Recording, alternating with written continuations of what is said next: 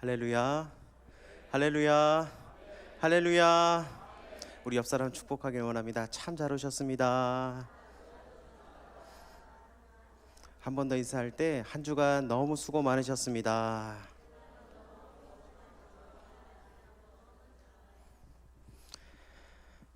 우리가 영적으로 성숙한 사람이 되려면은 우리가 예수님을 닮아야 합니다. 예수님을 닮아가려면 먼저 우리의 생각이 변화되어야 합니다.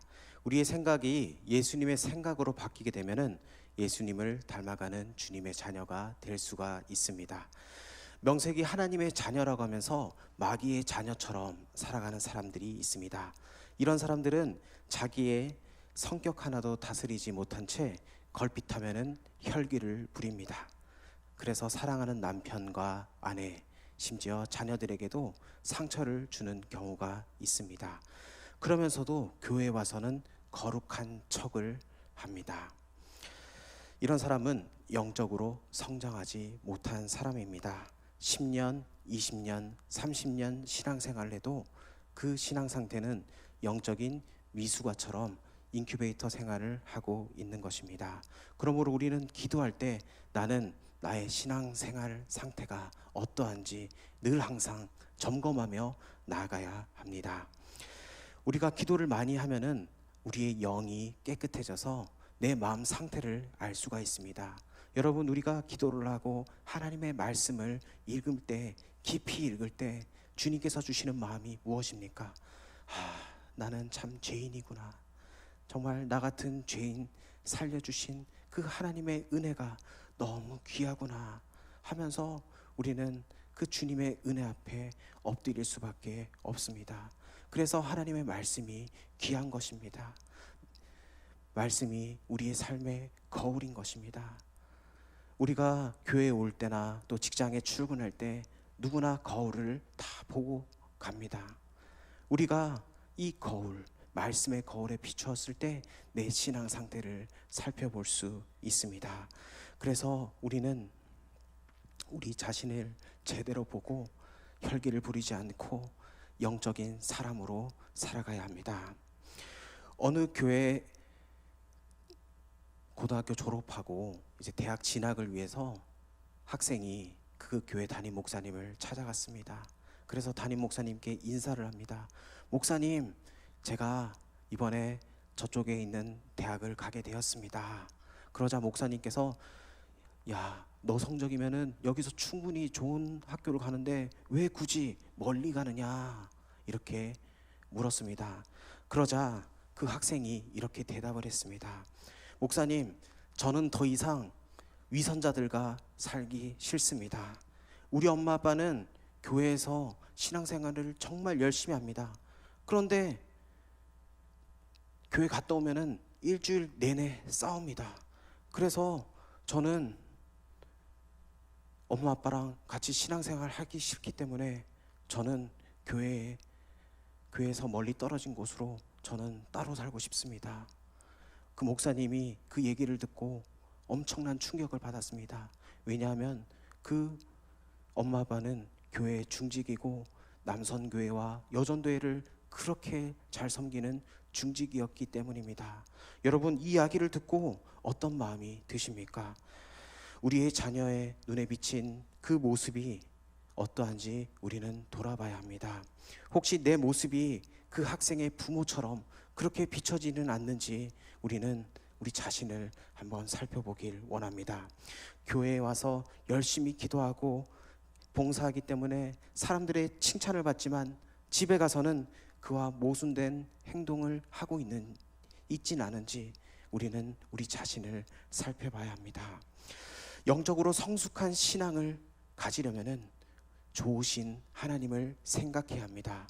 우리는 자주 생각하는 대상을 닮아갑니다. 아버지가 화를 내는 모습을 보고 자란 아이는 커서 아버지의 모습과 똑같이 화를 내고 다닙니다. 그리고 어렸을 때 아버지가 어머니를 때린다면은 그 자녀는 나는 아빠처럼 절대로 그렇게 살지 않겠다 하면서 자신도 모르게 싸움을 하고 있습니다. 그리고 아빠가 고주망태 상태로 그렇게 술을 드시고 오면은 자녀가 나는 우리 아빠처럼 절대로 그렇게 술을 마시지 않을 거야 이렇게 하면서 자신도 모르게 그 술을 먹고 있고, 그리고 알코올 중독자가 될 가능성이 큽니다.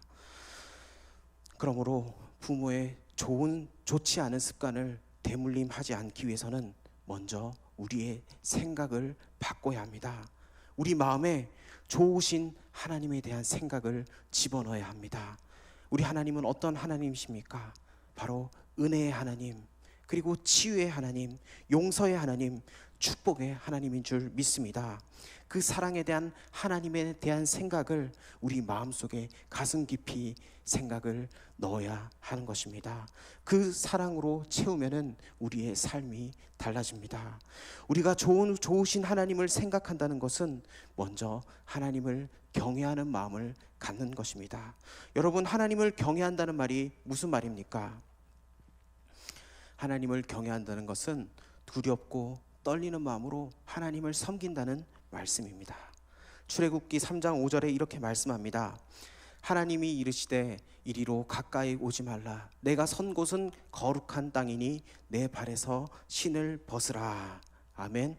하나님은 완전하여 죄가 없으신 분이기 때문에 죄 있는 사람이 하나님께 가까이 나아갈 수가 없습니다.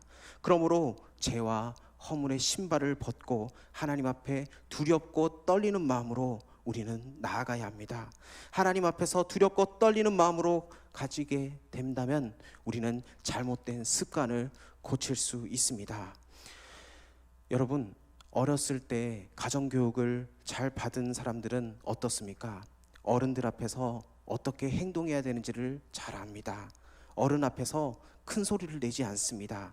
또 어떻게 감히 어른 앞에서 싸움을 하겠습니까?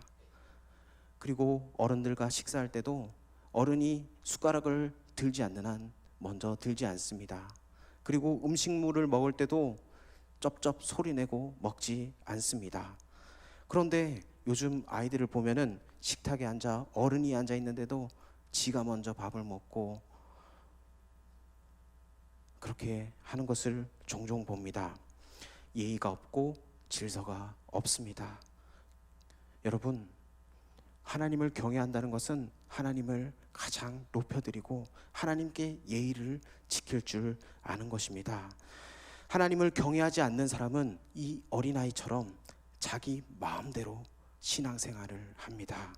예의도 없고 질서도 없고 교회에서도 어른들을 모실 수도 모르고 구역 안에서도 자기 멋대로 해서 다른 사람들에게 피해를 줍니다. 우리는 이러한 어린 단계의 신앙에서 벗어나서 성숙한 신앙인이 되어야 합니다. 늘 두렵고 떨리는 마음으로 하나님을 경외하는 삶을 살아야 될 줄 믿습니다. 어른을 공경하듯이 하나님을 공경하고 하나님을 높여드리는 주님의 백성 되길 원합니다. 우리가 하나님을 경외하면은 우리의 생각과 말이 달라집니다. 성숙한 그리스도인의 모습으로 변화된다는 사실입니다. 또한 좋으신 하나님을 생각하는 사람은 항상 하나님을 기뻐하는 마음을 가집니다. 시편 37편 4절은 이렇게 말씀합니다. 우리 다 같이 한 목소리로 합독하겠습니다. 시작. 기뻐하라. 그가 내 마음의 소원을 내게 이루어 주리라. 아멘. 또 시편 48편 14절을 우리 다 같이 한 목소리로 읽어보도록 하겠습니다. 시작. 이 하나님은 영원히 우리 하나님이시니 그가 우리를 죽을 때까지 인도하시리로다. 아멘. 우리가 믿는 하나님은 영원히 우리의 하나님이 되십니다. 하나님께서 우리의 호흡이 닿는 날까지 우리와 함께 하십니다. 그리고 우리를 인도해 주십니다. 그러므로 우리는 하나님 앞에서 두렵고 떨리는 마음으로 기뻐하는, 감사하는 마음을 가지고 살아야 합니다. 그러면 하나님께서 성숙한 신앙인으로 인정받고 사람들에게도 큰 영향력을 끼치며 살아가는 사람이 됩니다.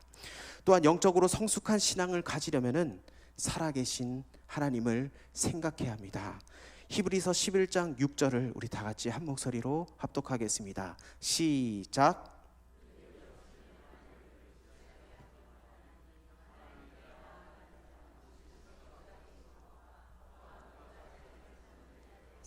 분이심을 믿어야 할지니라.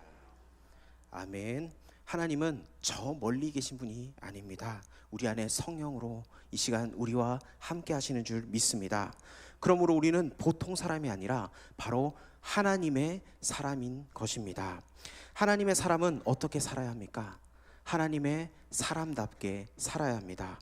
물론 세상 사는 사람들과 어울려야 하기 때문에 하나님의 사람으로 사는 것이 쉽지는 않습니다. 세상에는 거친 사람들도 많고, 그리고 화나게 하는 사람들도 많고, 악한 사람도 많습니다. 화를 잘 내는 사람들은 화내지 않기 위해 자신의 마음을 늘 항상 점검해야 합니다. 자신과 싸워야 합니다. 하루에도 몇 번씩 속이 뒤집어지는 사람들은 관용하는 마음을 가질 수 있도록 노력해야 합니다. 그리고 성격이 너무 예민해서 같은 일을 생각하고 또 생각하는 사람들은 담대한 마음을 가질 수 있도록 노력해야 합니다. 즉 하나님의 사람으로 살기 위하여 늘 자신을 훈련해야 합니다. 왜 사람들이 죄를 짓습니까? 죄를 왜 지을까요? 바로 하나님을 의식하지 않기 때문입니다. 주님이 함께 계시다는 생각을 하지 않기 때문에 죄를 짓습니다. 사람들이 마음대로 성질을 내고, 그리고 화를 내고 분을 내는 게 왜 그렇습니까? 바로 주님을 의식하지 않기 때문입니다. 주님은 어떤 분이십니까? 불꽃 같은 눈동자로 우리를 지켜보고 계십니다. 출애굽기 3장 15절을 보면 이렇게 나와 있습니다. 하나님이 또 모세에게 이르시되 너는 이스라엘 자손에게 이같이 이르기를 너희 조상의 하나님 여호와 곧 아브라함의 하나님 이삭의 하나님 야곱의 하나님께서 나를 너희에게 보내셨다 하라. 이는 나의 영원한 이름이요 대대로 기억할 나의 칭호니라. 아멘. 우리 할아버지와 함께 계셨던 하나님이 우리 아버지와 함께 계시고 우리의 자녀와 함께 계시고 나와 함께 계신다는 말씀입니다. 하나님은 영원토록 우리와 함께 계시면서 바로 살아계셔서 역사하시는 하나님입니다. 그러므로 우리는 하나님 앞에서 바른 삶을 살아야 합니다. 우리가 하나님 앞에서 살면은 우리 자신을 잘 다스릴 수 있습니다. 하나님 앞에서 생각하고 하나님 앞에서 말하며 하나님 앞에서 일하면 또 최선을 다해서 우리가 살 수가 있습니다. 예수 믿는 사람들은 누가 보든 말든 정직하고 성실하게 일해야 될 줄 믿습니다. 바로 이것이 하나님 앞에서의 의식입니다.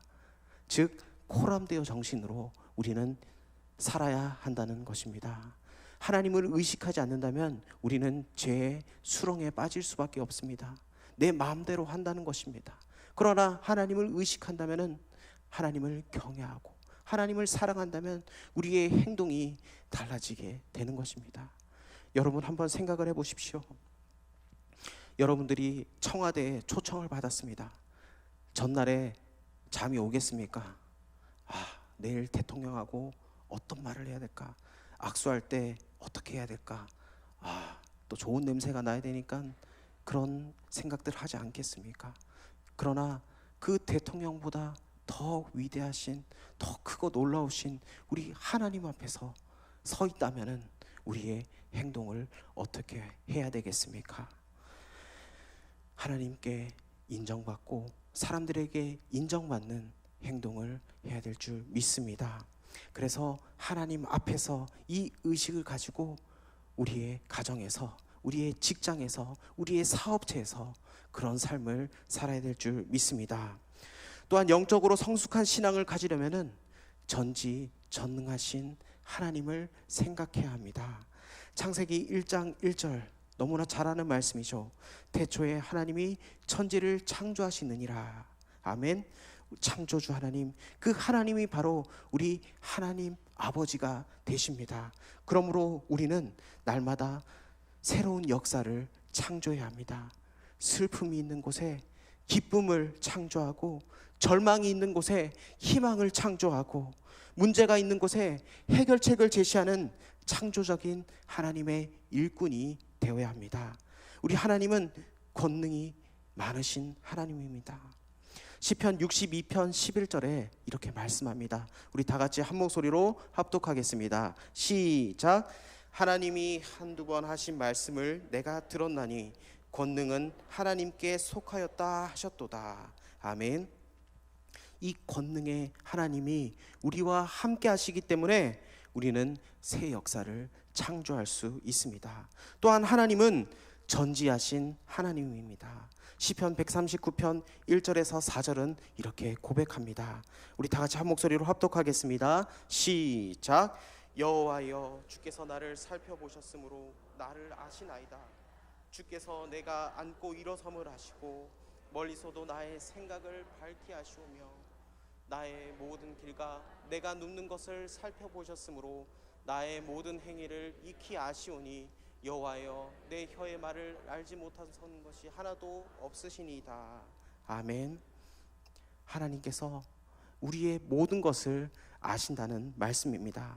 하나님께서는 우리 마음속에 깊은 고통과 슬픔, 괴로움을 아시고 우리가 외롭고 쓸쓸하고 힘듦을 우리 주님께서 아신다는 것입니다. 그러므로 우리는 하나님께 모든 것을 맡기며 살아야 합니다. 여러분, 믿음이 무엇입니까? 믿음은 하나님께 내 모든 것을 맡기는 것입니다. 전지전능하신 하나님께 우리 가정의 문제, 우리 자녀의 문제, 우리의 생활의 문제, 이 모든 것을 맡길 때 우리 하나님께서 해결해 주신다는 말씀입니다. 하나님 앞에 맡겨보십시오. 맡기면은 하나님께서 놀랍게 역사해 주실 줄 믿습니다. 전능하신 하나님을 의지하면은 위대한 일도 할 수 있습니다. 현대 선교의 아버지라고 불리우는 윌리엄 캐리 선교사님이 계십니다. 이 윌리엄 캐리 선교사님은 어렸을 시절 너무나 힘든 생활을 했습니다.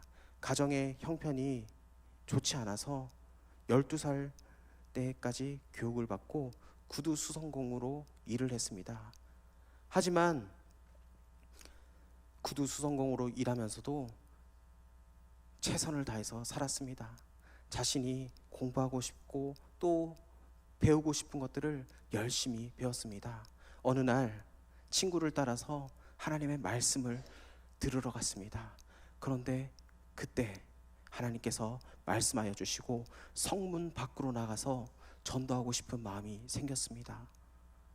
그래서 윌리엄 캐리 선교사님은 히브리어, 그리스어 그리고 고대 언어들을 독학으로 열심히 공부했습니다. 그리고 세계 지리와 식물학 그리고 항해술까지 두루두루 섭렵하는 경지에 이르렀습니다. 1800년대만 해도 영국에서는 세계 선교를 꿈을 꿀 수가 없었습니다. 그래서 윌리엄 캐리 선교사님이 나는 선교를 하겠습니다 이렇게 얘기했을 때 영국의 믿는 사람들이 선교는 무슨 선교를 합니까? 이렇게 편협하고 좁은 생각을 하고 있었습니다. 윌리엄 캐리 선교사님은 그동안 자신이 공부한 것을 바탕으로 하나님께서 전지전능하신 하나님이기 때문에 반드시 세계 선교는 이루어져야 된다. 그러면서 세계 선교에 관한 책을 내기 시작했습니다. 그 책을 읽고 사람들이 변화되기 시작했습니다. 그래서 이 윌리엄 캐리 선교사님은 선교단체를 처음으로 조직하고 본인은 인도의 선교사로 파송되게 됩니다. 인도 선교를 하면서 얼마나 힘들었겠습니까? 미지의 개척지에 가서 하나님의 복음을 담대히 증거합니다.